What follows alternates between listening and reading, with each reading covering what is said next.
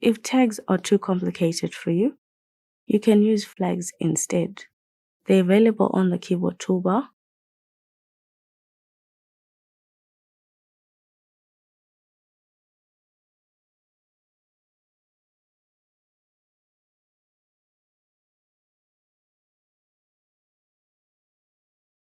And under the inspection icon.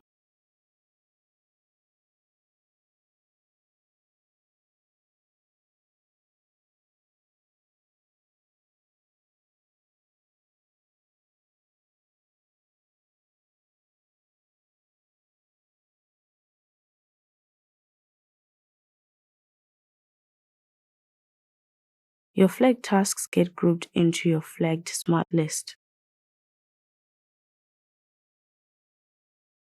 which is not visible in my app because I removed it a while back. Let's bring it back.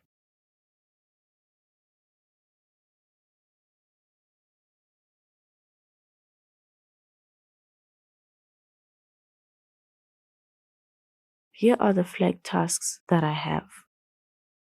It is very easy to unflag them should you need to do that.